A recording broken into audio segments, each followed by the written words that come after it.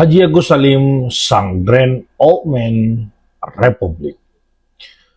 Dalam perjalanan panjang sebuah bangsa, ada tokoh-tokoh yang berdiri di panggung depan, sorot cahaya, dielu-elukan massa, dan dikenang sebagai pahlawan besar. Namun ada pula tokoh yang bekerja dalam senyap, yang tidak mengejar sorotan, yang tidak memerlukan tepuk tangan. Di balik kemerdekaan Indonesia, ada seorang lelaki yang hidup dalam kesederhanaan, namun pikirannya menjangkau dunia yang luas. Seorang diplomat yang dihormati oleh bangsa-bangsa besar di dunia ini.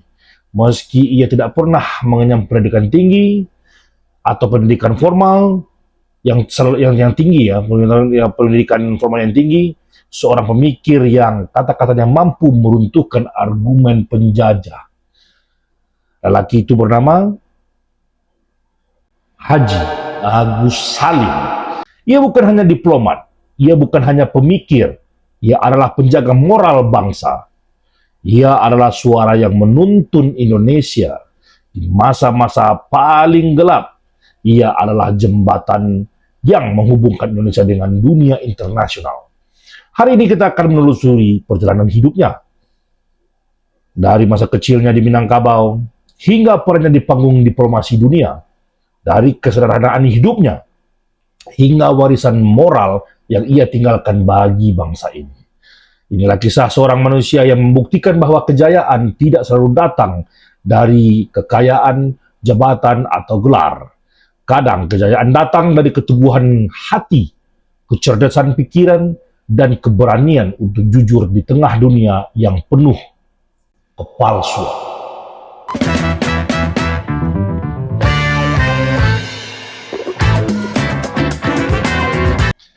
Halo guys, assalamualaikum warahmatullahi wabarakatuh. Ketemu lagi dengan saya Ali Amran Junior di channel yang kita cintai, kita sayangi, yang kita tonton, yaitu Ali Amran Junior Channel. Oke guys, hari ini kita akan membahas seorang tokoh lagi dari Sumatera Barat, tapi tokoh ini sangat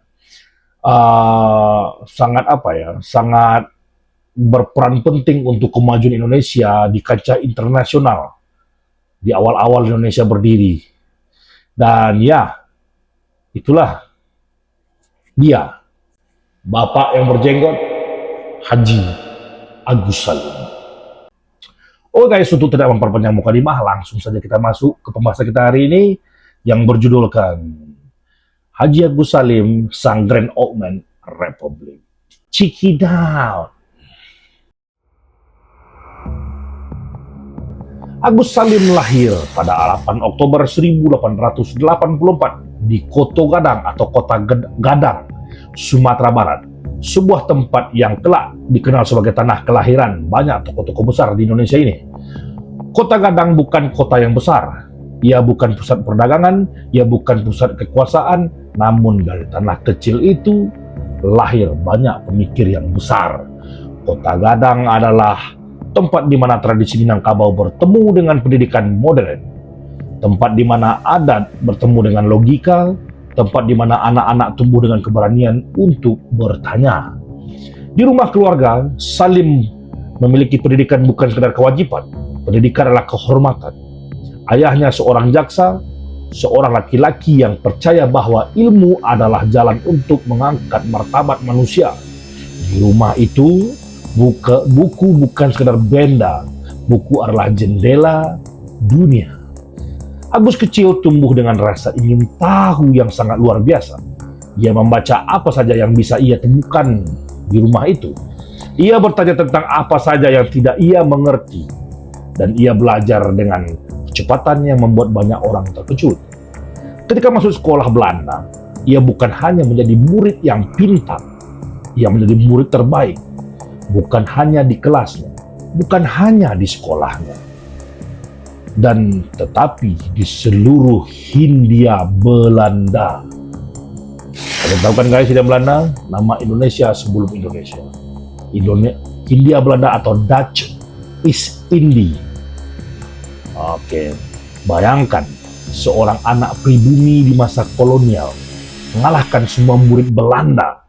Itu bukan sekedar prestasi akademik, melainkan itu adalah pukulan telak bagi sistem kolonial yang selalu meremehkan kecerdasan anak bangsa. Namun kecerdasan itu tidak selalu membawa kebahagiaan. Ketika Agus Salim ingin melanjutkan pendidikan ke Belanda, pemerintah kolonial menolak memberinya beasiswa.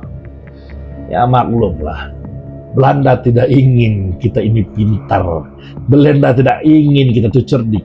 Karena takut kehilangan kekuasaan dan apa yang mereka sudah ambil dari Indonesia, guys. Dan ia sudah diterima, ia sudah memenuhi syarat, ia sudah membuktikan dirinya, tapi kolonialisme tidak pernah adil kepada masyarakat. Penolakan itu menjadi luka pertama dalam hidupnya, luka yang kelak membentuk karakter seorang pejuang, luka yang membuatnya memahami bahwa ketidakadilan harus dilawan bukan dengan kemarahan dan panas darah tinggi, tapi dengan kecerdasan. Dari luka itulah lahir seorang pemikir besar. Setelah mimpinya ke Belanda tertutup, Agus Salim memilih jalan lain. Ia bekerja di konsulat Belanda di Jeddah, Arab Saudi.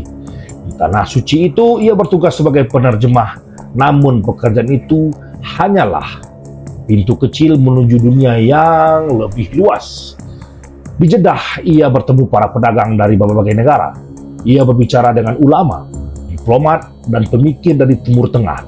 Ia menyaksikan di mana politik dunia Islam. Ia melihat bagaimana kolonialisme bekerja di berbagai belahan dunia. Dan yang paling penting, ia belajar bahasa. Bahasa Arab, bahasa Inggris, bahasa Prancis, bahasa Turki, dan bahasa Jerman. 5 bahasa. Total ia menguasai lebih dari 10 bahasa. Bahasa baginya bukan sekedar alat komunikasi. Bahasa adalah jembatan diplomasi. Bahasa adalah senjata intelektual. Bahasa adalah cara untuk memahami dunia ini. Di Jeddah, ia bukan hanya menjadi penerjemah, ia menjadi pengamat dunia. Ia menjadi pemikir yang melihat Indonesia bukan sebagai pulau-pulau kecil saja, tapi sebagai bagian dari percaturan global. Ia melihat bagaimana bangsa-bangsa lain memperjuangkan kemerdekaan. Ia melihat bagaimana dunia Islam berusaha bangkit dari keterpurukan. Ia melihat bagaimana kolonialisme merampas martabat manusia. Semua itu dia lihat ketika dia di Jeddah. Ketika ia kembali ke Indonesia, ia membawa sesuatu yang sangat langka, yaitu wawasan internasional, sesuatu yang kelak membuatnya menjadi salah satu diplomat yang paling dihormati di Asia. Ketika Agus Salim ke Indonesia, negeri ini sedang berubah. Pergerakan nasional dimulai tumbuh. Organisasi-organisasi baru bermunculan. Dan rakyat mulai berani berbicara tentang kemerdekaan. Di tengah arus itu, Agus Salim bergabung dengan Sarekat Islam, organisasi massa terbesar pada zamannya. Di Sarekat Islam, ia bukan sekedar anggota. Ia menjadi pemikir, ia menjadi penulis, ia menjadi penjaga arah perjuangan. Tulis-tulisannya tajam, kritikannya menusuk. Ia menulis dengan gaya satir yang membuat penjajah geram terhadap dirinya, namun tidak bisa membalas. Jika Soekarno adalah orator membakar semangat massa, maka Agus Salim adalah penulis yang meruntuhkan argumen kolonial dengan cara kecerdasannya. Namun perjuangan tidak selalu mulus. Sarekat Islam mengalami konflik internal. Ada yang ingin membawa organisasi itu ke arah ekstrim. Ada yang ingin menjadikan alat politik sempit. Di tengah kekacauan itu, Agus Salim berdiri sebagai penyeimbang.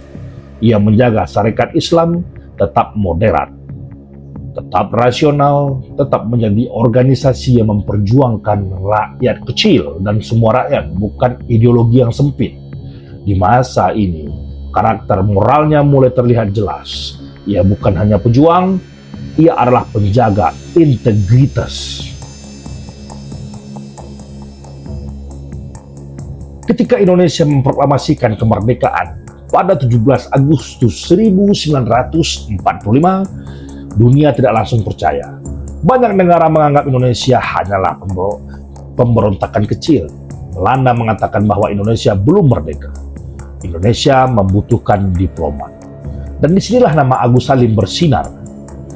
Ia dikirim ke berbagai negara untuk menjelaskan bahwa Indonesia adalah negara yang sah, bahwa Indonesia bukan sekedar gerakan, bahwa Indonesia adalah bangsa yang berhak dihormati.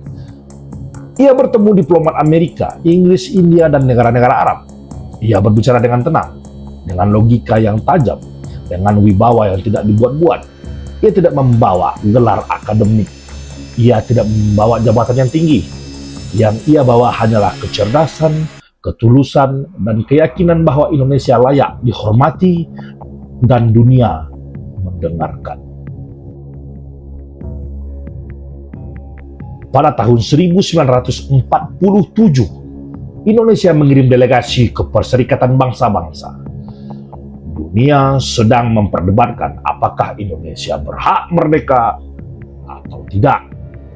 Di panggung besar ini, dan di panggung besar itu, berdirilah seorang lelaki kurus, berkacamata, dengan pakaian sederhana, berjenggot. Ciri khasnya, namanya Haji Agus Salim. Ketika ia berbicara, di ruangan itu hening. Ia tidak berteriak, ia tidak berpidato dengan gaya dramatis. Ia berbicara dengan ketenangan seorang pemikir, dengan logika intelektual, dengan hati seorang manusia yang memperjuangkan bangsanya. Pidatonya membuat banyak negara mulai berpihak pada Indonesia. Dan yang paling penting, ia berhasil meyakinkan negara-negara Arab untuk mengakui Indonesia sebagai negara yang merdeka dan berdaulat. Dukungan itu menjadi tekanan besar bagi Belanda ketika itu. Di PBB, Agus Salim bukan hanya diplomat, ia adalah wajah Indonesia di mata dunia. Di balik kejayaan diplomatiknya, kehidupan pribadi Agus Salim sangat sederhana. Rumahnya begitu kecil, penghasilannya tidak besar, bahkan seringkali ia kesulitan memenuhi kebutuhan keluarganya. Namun ia tidak pernah mengeluh. Ia pernah berkata, "Saya lebih suka dihormati karena integritas, bukan karena kekayaan saya." Humor satirnya terkenal. Suatu hari seorang Belanda mengejek pakaiannya yang lusuh. Sorry guys, belepotan. Yang lusuh. Agus Salim tersenyum dan berkata, "Saya ini orang miskin yang terhormat. Anda orang kaya yang tidak terhormat." Jawaban itu bukan sekedar humor. Itu adalah filosofi hidup yang mendidik anak-anaknya dengan disiplin dan kecerdasan. Banyak dari mereka kelak menjadi tokoh besar. Di rumah itu, kemiskinan bukan aib, tapi kemiskinan adalah konsekuensi dari hidup yang jujur.